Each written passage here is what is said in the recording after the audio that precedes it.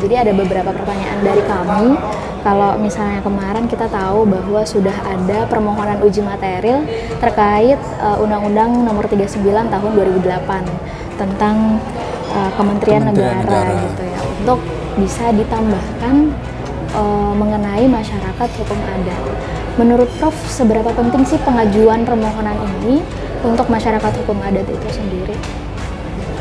Baik, terima kasih banyak. Pertanyaan yang bagus ini.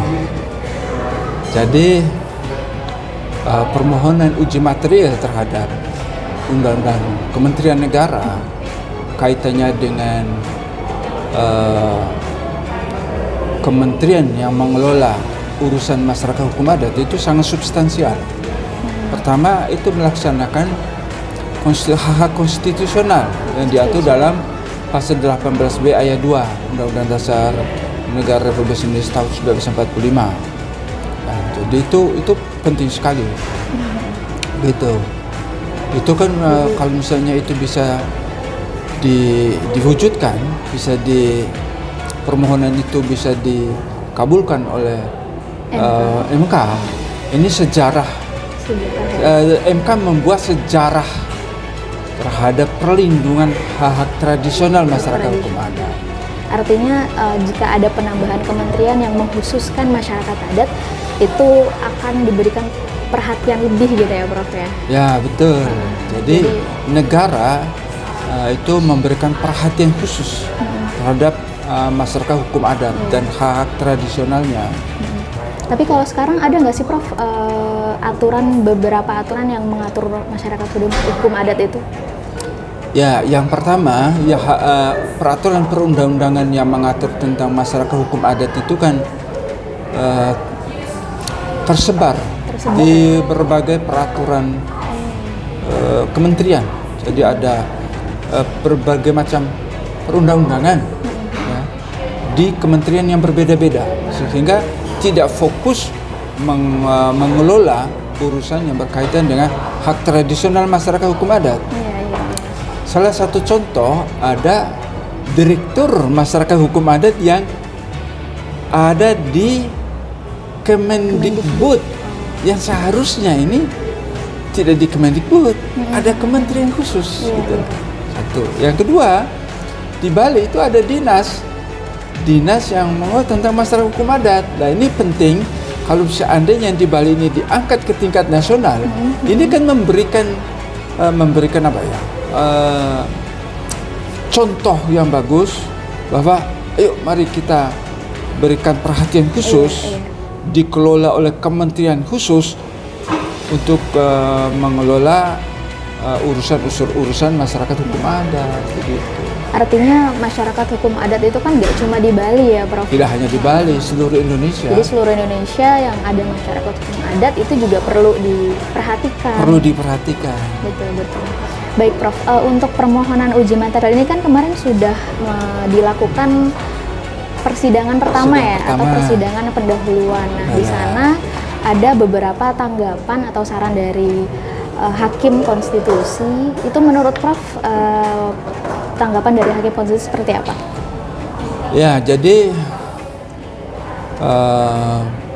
dalam sidang pertama itu kan kita ambil positifnya. Bahwa Hakim MK memberi kita kesempatan untuk memperbaiki permohonan atau isi gugatan. Yang pertama soal legal status dari pemohon. Yang kedua soal bidang-bidang apa yang menjadi urusan kementerian jika kementerian itu dikabulkan, permohonan dikabulkan. Jangan-jangan begitu ada kementeriannya sudah dibentuk, dikabulkan oleh MK, apanya mau diurus? Nah, oleh karena itu ini harus dipikirkan. Jadi Hakim MK itu justru memberikan pedoman pada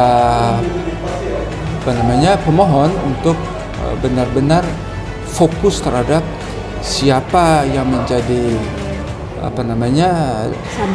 subjeknya dan apa objek perkara.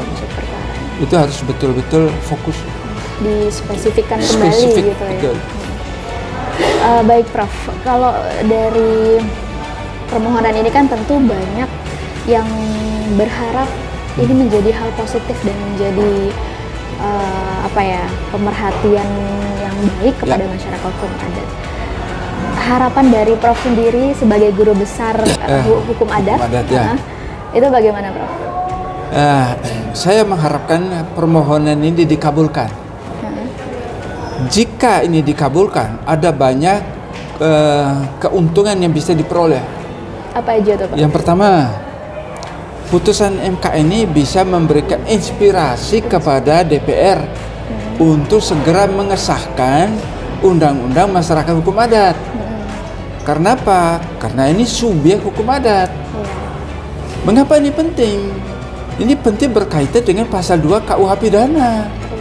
Pasal 2 KUH Pidana itu, negara ini kan mau membuat peraturan pemerintah tentang hukum tindak pidana adat, dan tindak pidana adat itu akan diatur dengan perda. Itu kan objeknya, tetapi subjek hukumnya siapa? Nah, oleh karena itu yang penting adalah subjek hukum adat ini, yang namanya masyarakat hukum adat ini harus diberi undang-undang, dia harus disahkan dulu status hukumnya sebagai subjek hukum. Karena masyarakat hukum adat ini dia punya dua fungsi. Yang pertama dia sebagai subjek hukum adat, yang kedua masyarakat hukum adat sebagai legal field. Apa itu Prof, legal field? Wilayah bekerjanya hukum adat.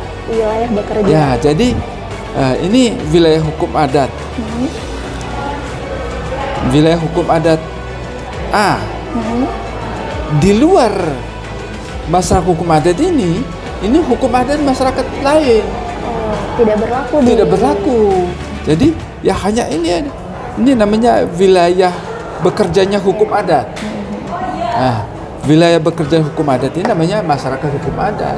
Artinya wilayah bekerja itu tidak bisa selalu disamakan dengan wilayah bekerjanya undang-undang nasional secara nasional. Ya tidak, ini kan hukum adat ini kan sangat spesifik. Iya. Sangat spesifik, dan sekarang negara kan sedang memperhatikan hukum adat, ya, baik yang diatur dalam pasal 2 KUH Pidana maupun dalam Undang-Undang Nomor 6 2014. Gitu. Jadi objeknya diatur, tapi subjeknya tidak diatur. Jadi memang sangat sepenting itu untuk sangat penting Mahkamah Konstitusi ini